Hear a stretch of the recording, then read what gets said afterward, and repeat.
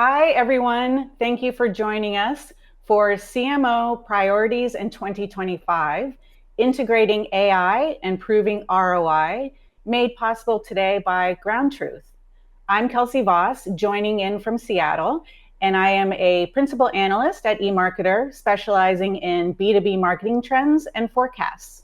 And this year, I've had the honor of starting a new CMO report series called Leading with Confidence. In this series, we interviewed CMOs on a range of topics and gathered their real-world insights, advice, and effective strategies to share with their peers. So today, we'll dive into what's top of mind for CMOs in the coming year, focusing on strategies to optimize ROI and how CMOs and their teams plan to implement and use AI tools in 2025. Joining me today are Laura Brooks, fractional CMO for Made by Nacho, joining us from St. Louis. Welcome, Laura. Hi, Kelsey. Thanks for having me. Great to have you. And John Solomon, CMO at Therabody, joining us from Los Angeles. Welcome, John. Hi, Kelsey. Great to be here. Great. Both Laura and John were contributors to the CMO series, so thank you very much. And we are pleased to have Brandon Rhoten, CMO at GroundTruth, joining us today from Cincinnati. Welcome, Brandon. Excited to be here. Before we begin, let us know in the chat where you're tuning in from. Also, if you have questions, please feel free to drop them in the chat throughout the session. Our MCs, Susie and Jeremy, along with a special guest, will return later on and take your questions. So let's get started by exploring how your marketing efforts can continue to drive value and maximize ROI in 2025, despite challenges such as pressures for accountability, balancing creativity with revenue growth, and the incredibly rapid pace of technological, market, and consumer changes. So my first question is to Laura. How do you approach budget allocation during periods of economic or other market uncertainties?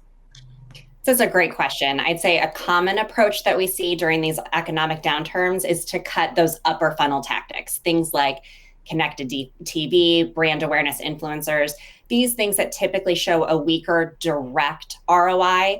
They're often sacrificed in favor of those lower funnel conversion-focused tactics that have a clear measurable impact. But I really believe that this is very short-sighted. So I've read studies that say consumers need to see a brand anywhere from 7 to 13 times before they make a purchase. So if you simply eliminate these upper funnel tactics, that can degrade the integrity of all those lower funnel tactics. I'm going to give you an example. So you see an ad on YouTube B-roll. You are chomping at the bit for those 5 seconds so that you can skip that ad.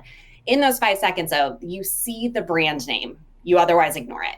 Later, you get into the retargeting algorithm, you get a banner ad, now you see the name and the product, you recognized it from YouTube, but other than that, you're gonna ignore it because it's clearly an ad and you don't wanna be sold to.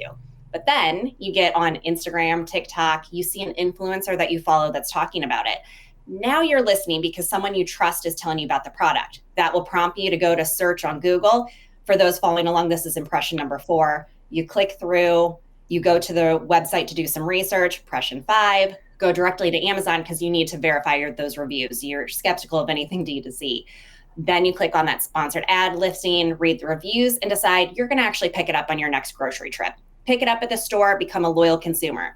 So which of those ads drove the conversion? We don't know.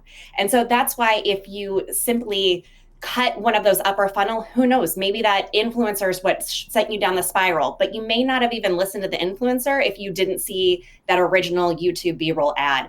And so when often as CMOs or leaders, we cut those channels that don't have that tangible direct ROI, but we could be degrading that entire funnel because it will get weaker later on. You may not have ever gone to Amazon if you didn't have that awareness ad. So what I advise all of our leaders to do is actually to trim the fat. So instead of cutting a full tactic, let's look at those high value consumers and focus our resources there. Who's the one that has the highest long-term value or the highest conversion rate, and shrink your funnel so that way you have the full playbook. And then when you do have the money, you can then expand and scale more efficiently. That's fantastic. Thank you, Laura. John, can you share a strategy to optimize marketing spend and achieve cost efficiencies without hindering performance? Yeah, no, I think Laura, just to tack on to what she said, which were great examples. I mean, I always say too, you can't cut your way to growth, right? And I think that the huge challenging time marketers have is such a reliance on these short-term metrics, especially a lot of times with CFOs, your investors. So I think the thing we really look at, and I think is a good segue, is what is bringing you incrementality. So a lot of platforms, to Laura's example, a lot of those platforms are going to take credit for a lot of those things. And that's not always the case. They should be taking credit, but everyone's so addicted to, okay, what is Facebook telling me? What is Google telling me? Because they're all taking credit for it. So what we've done is we've actually done a lot of deprecation studies, or we have, especially in markets that are smaller for us, let's say, somewhere in Europe, we'll turn off certain channels and we'll actually see if that is impacting short-term sales. And what we've seen is a lot of times it's not impacting short-term sales because we would have gotten those sales anyway. They're just taking the credit for us.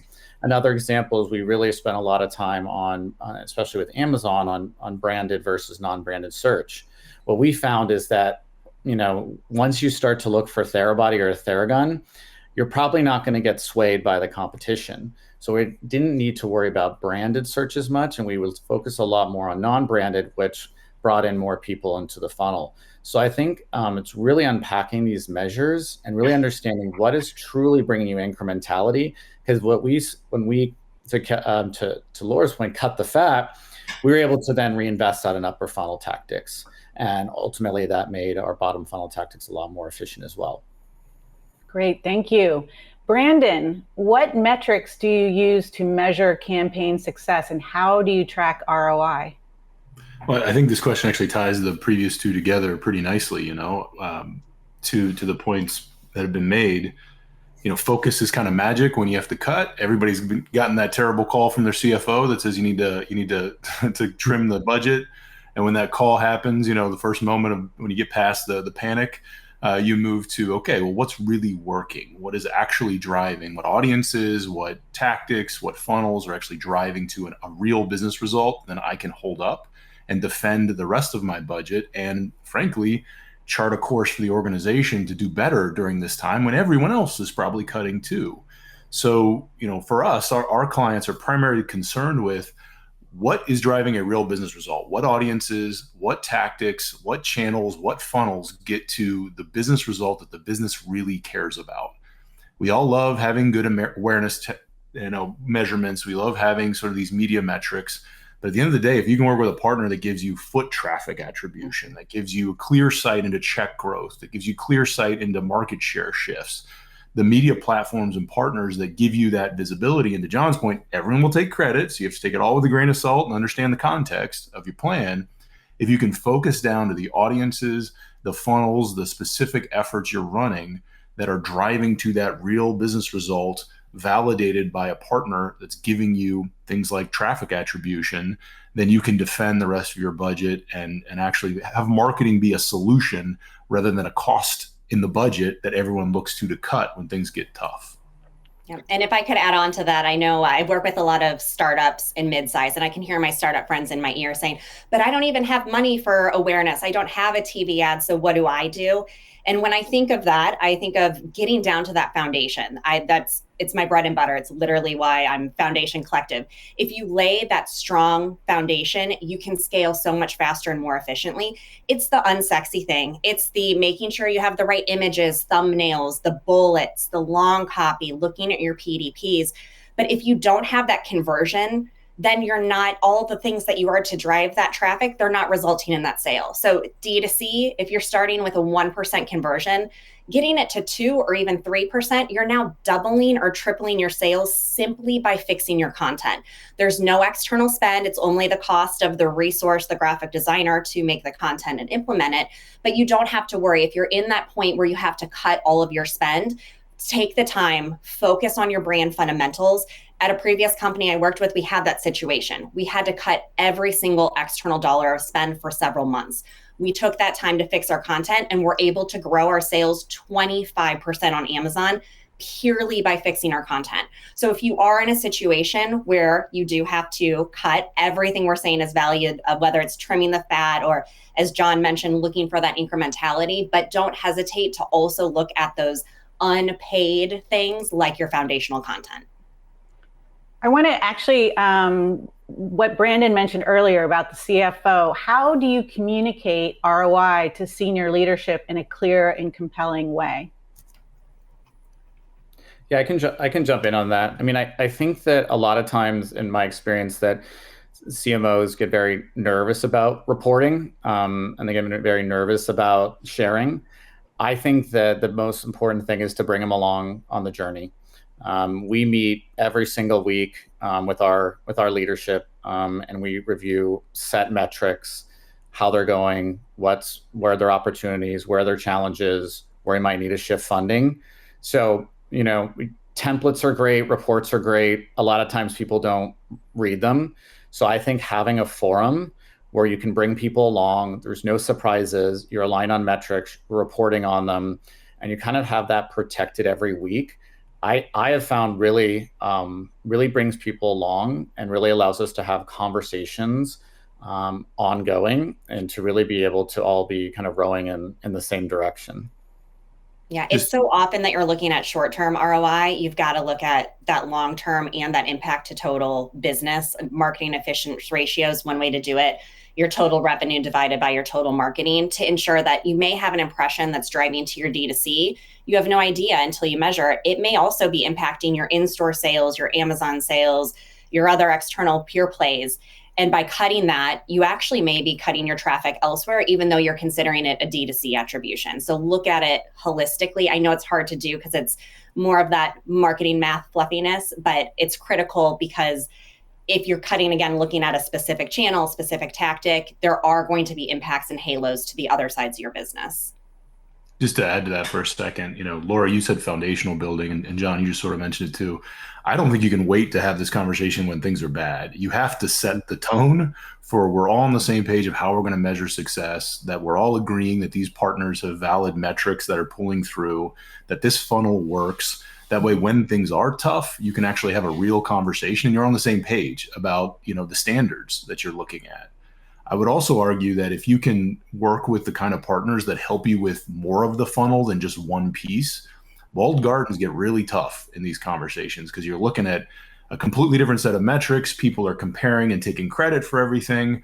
If you can have some of that top funnel, some of that mid, some of that bottom funnel, with an integrated view of how people are actually pulling through, that makes it a lot easier for a non-marketer to accept the results you're giving them because it's sort of all one story from one set of partners versus I'm comparing likes to reach to impressions to God knows what across 100 different vendors. Mm-hmm. And Brandon, John, I'd love to know if you experience this too, but often I see what we call thrashing of because we have these regular touch bases on the ROI or a report is due, it is easy to look at it and cut it, but we didn't give it the opportunity to actually let it optimize.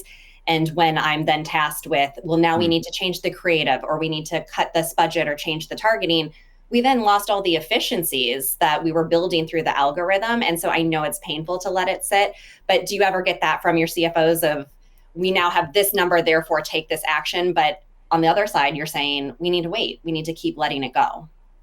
Yeah, that's what goes along with a lot of data and information, right? And people sometimes thinking marketing is purely a science. I have an example of recently we kind of overperformed in a month and had some cost savings. And it's like, great, you can give it back to the business. And it's like, well, it's actually going to reinvest that because we're heading into the holiday period, and so we don't want to leave anything on the table in the next few months. So I think there's always going to be that tension, but I think if you can show that we are how we're measuring those top funnel things as well, and I think start to better understand, the conversion window, right? Like we have a more expensive product, right? So if you're going to look at one of our top end Theraguns, it might take, like you said, many touches, and it could take upwards of 30 to 45 days.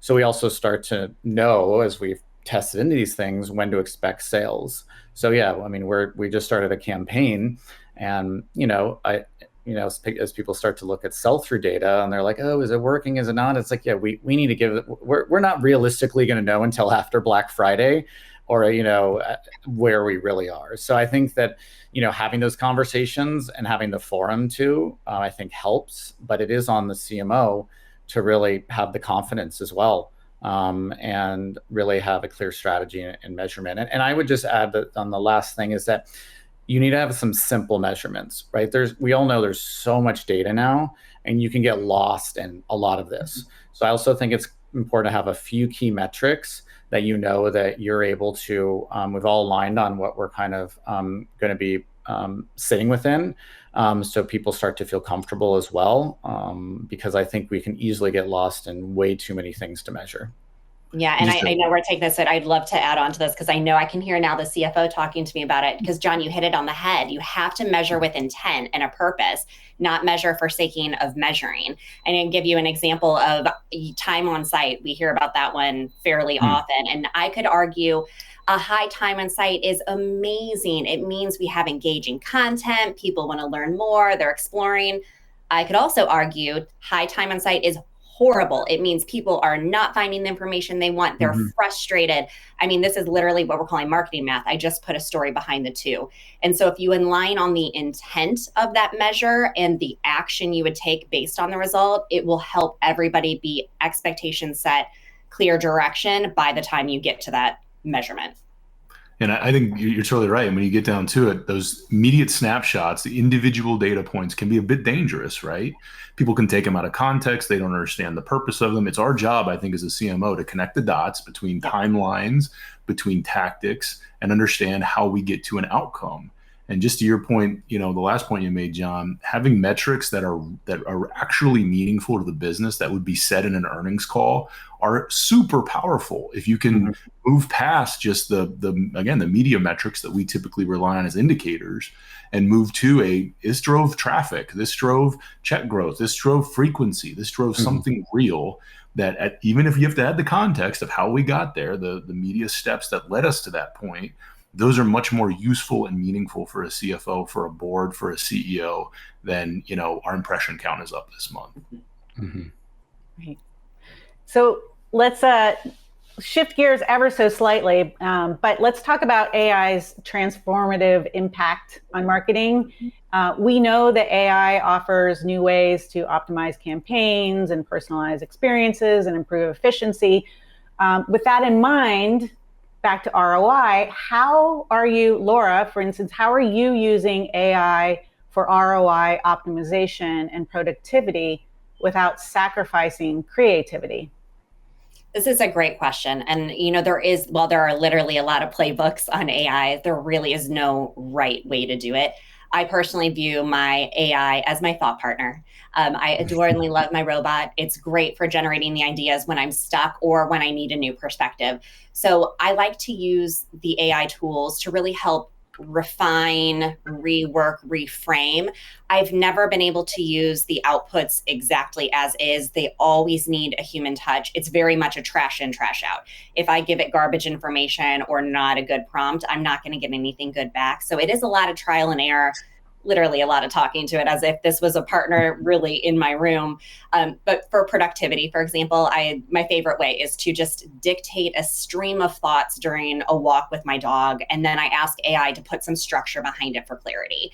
That allows me to remain in this frame of creativity, and I can start to diverge, but then my AI tool then helps me converge and organize.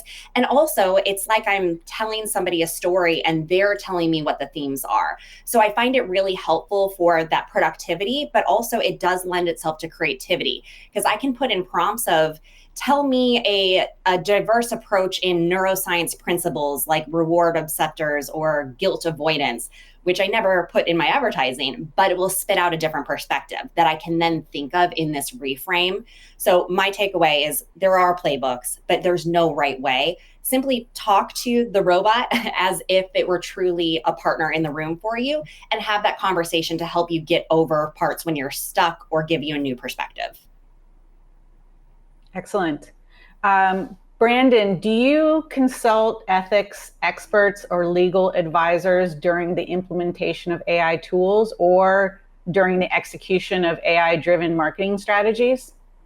Well, I think anybody that says no is probably a little crazy. So the answer is yes.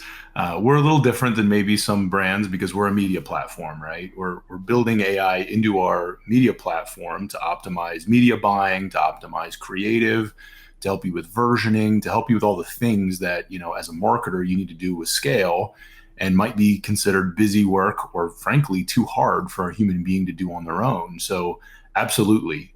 We've got ethical and legal advisors helping us at every step of the way to understand how we can implement these things in a way that's good for marketers, but is going to keep them safe, is going to keep us as a platform, a media platform safe, and is going to lead to the outcomes we're trying to drive, which is those real business results like traffic that our clients are seeking.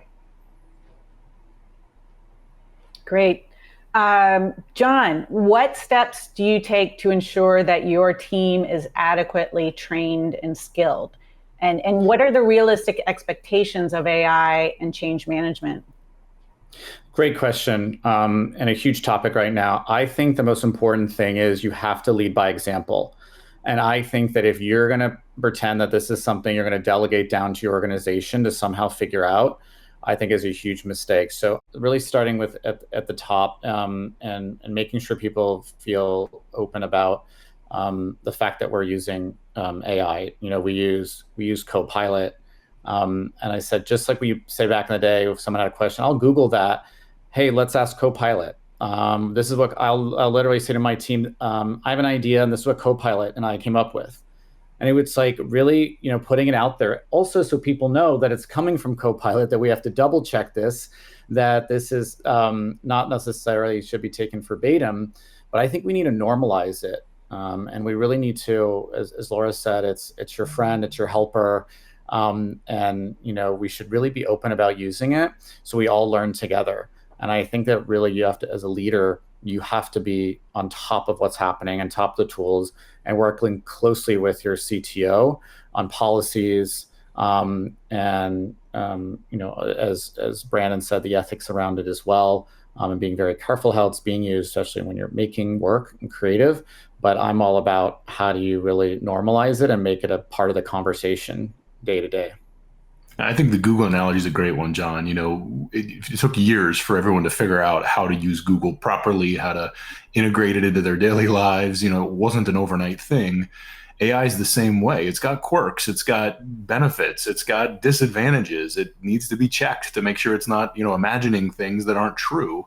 And especially if you're integrating it into your tools, So we look at AI as extra hands that can do things that it's almost impossible for a human being to do.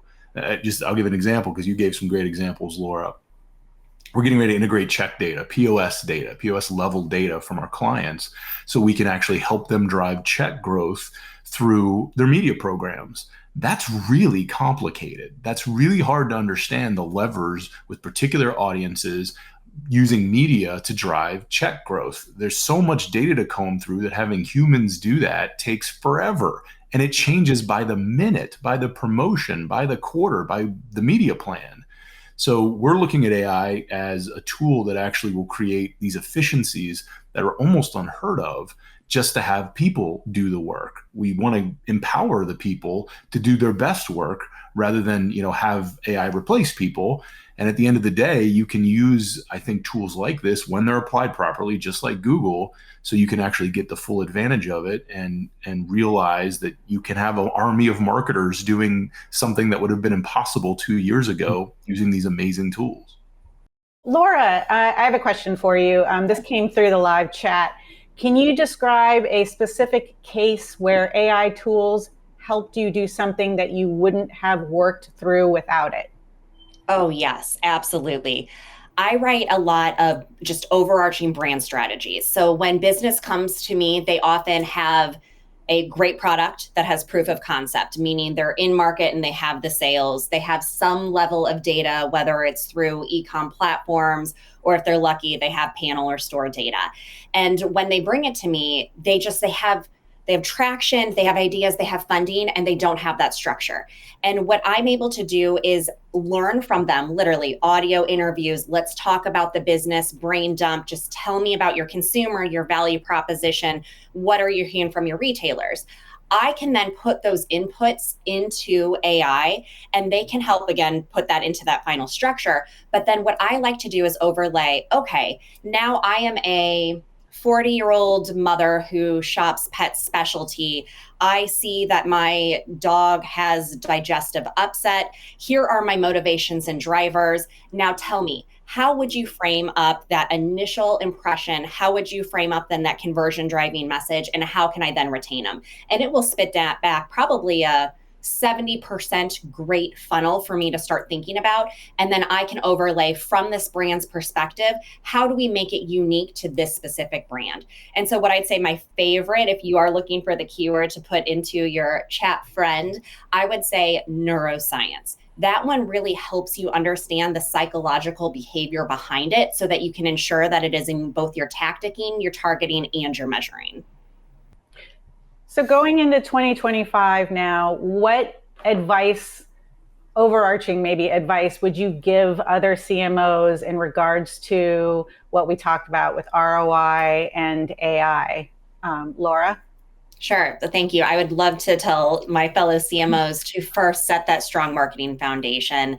It's so easy to get distracted by the shiny pennies, and I'm sure there's going to be so many more tactics to come that are brand new in 2025. But stick with those fundamentals first. Build a very clear strategy with those tactics and measures that are intended, and you have a clear action you will take from them. So again, you don't get distracted.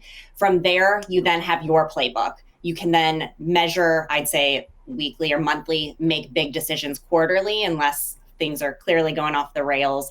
But for there, you then can stay focused. Focus is going to be the key as all of these new brands pop up, heavier competition, crazy retailer dynamics, and all of these economic pressures. Great. Thank you, Laura. John, any final thoughts?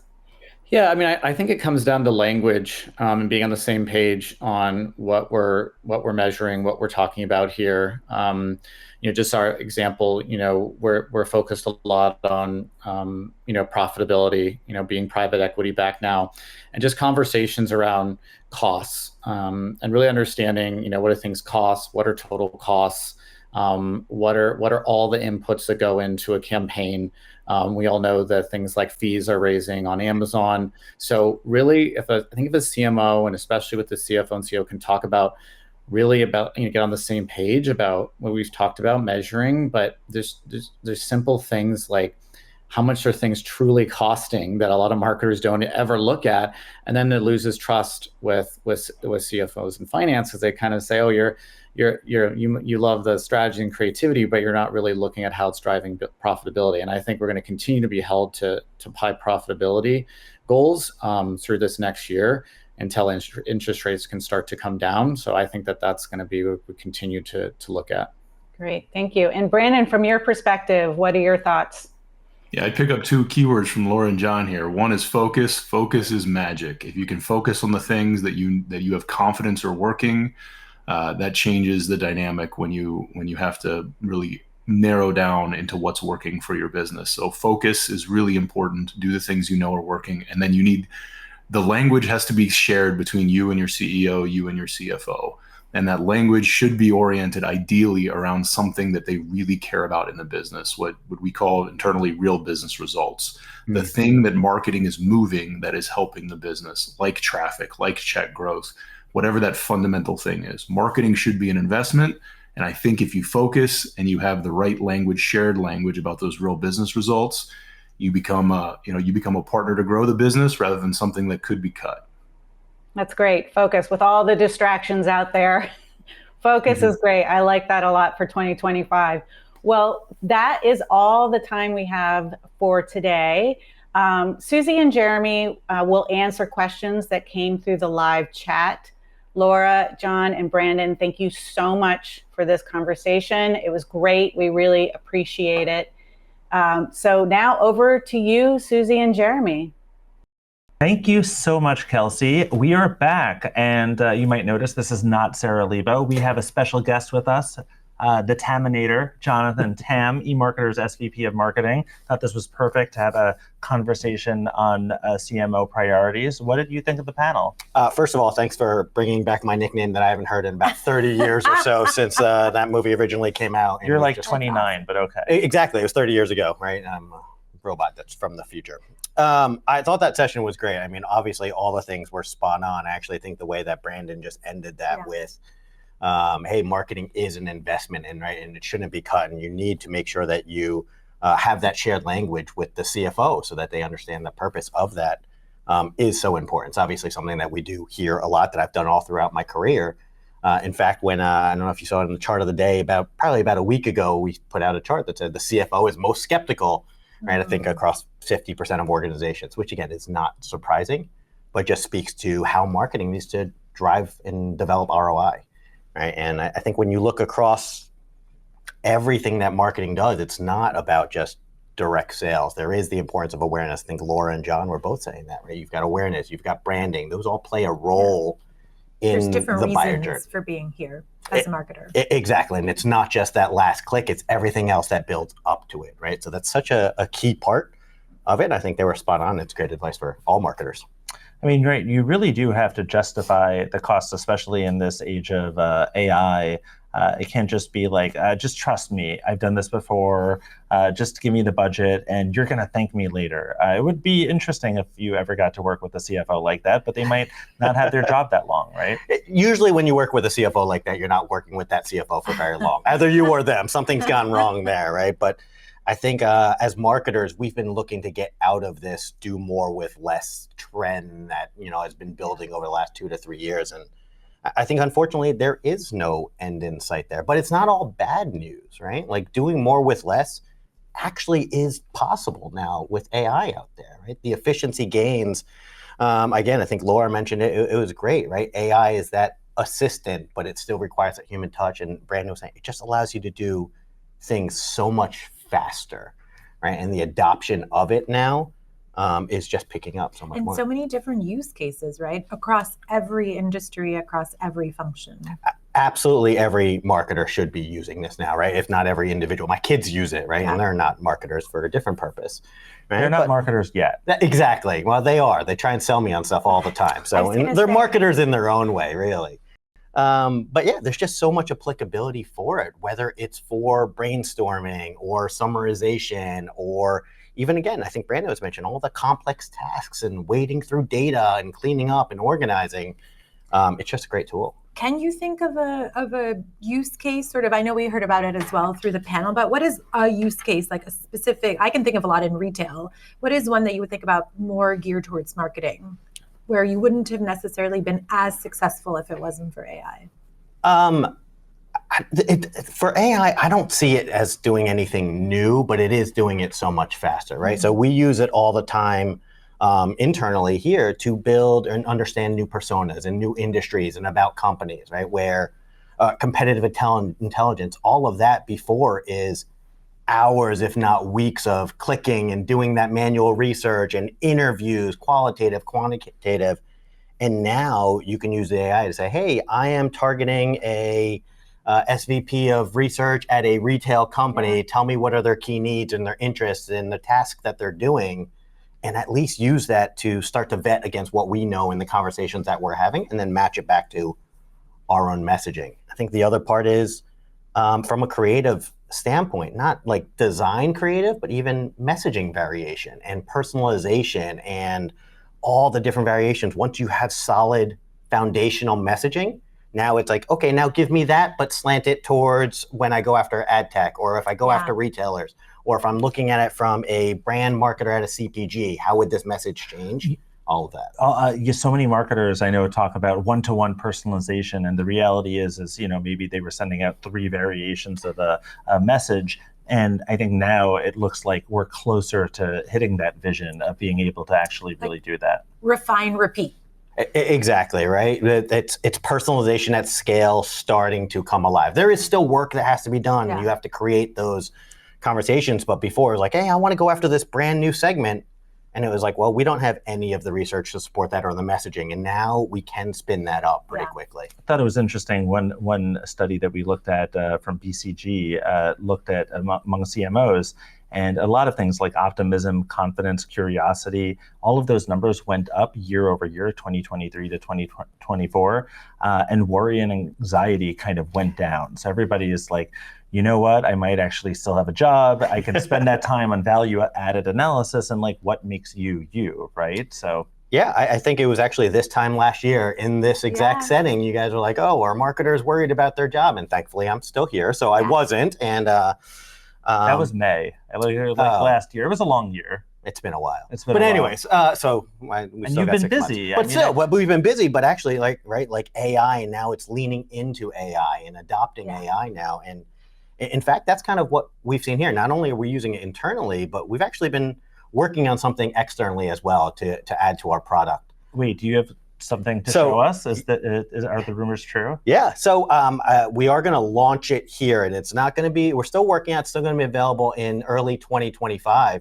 But I'd love to show a little video clip of what we've been working on for AI search as part of our product. Let's do it. In early 2025, eMarketer is launching AI Search, a faster, smarter way to get answers to your marketing, advertising, and commerce questions. Type in the question you're researching, like, which type of digital advertising is growing fastest? And watch our AI generate a response based exclusively on eMarketer research. You can see exactly which piece of research the AI-generated results are referencing, and browse recommended questions also AI-generated. If you want to dive into the normal search results, you'll find them just below.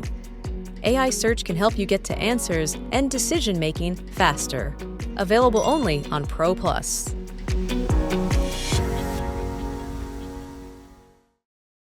I'm so excited about this. I'm on the pilot and I've been using it at the office to try and help get together a lot of our activity. You can use it already? Yeah? You're not on the pilot? I'm not in the wait. How did you Jerry, how did you make this people on the pilot. You're not on the pilot? Okay. Your human touch is so valuable that actually we don't want to disrupt your process with AI. Okay, clearly you're in marketing. Yeah. No, but this beta that we're in is actually really exciting for us, right? So we're starting to pilot this right now internally as well as externally a bit, but really we're excited about AI search for our customers because it is just a faster, more intuitive way to research questions, and it is only with eMarketer data. So all of the results are credible, they're relevant, and our customers can feel extremely confident that they can go put this into their strategy, their pitch decks, their presentations with the same. And I've been going into Pro and doing these complicated questions, and it's coming right on. And it's even showing me different sort of data sets from the different forecasts combined with primary research stuff that we have. I mean, it's just been amazing. You're just really rubbing it in now at this point, but okay. What can I do? Well, no, it's fine. No, it is exciting. So Jeremy, we will get you access earlier. For our customers, we're looking at this as part of our Pro Plus offering in early 2025. That's awesome. Much more to come on this, but we're really excited because it really speeds up that access to insights. And like you said, Susie, we produce so much for our subscribers, whether it's data, charts, forecasts, reports, and the ability to find that in a natural language query and to unsurface all of that. I think is going to be a real game changer. And it answers, it actually answers the question and then refers you to reports and charts thereafter. So it's amazing. Susie's trying to transition to the marketing department clearly here, but that's fine.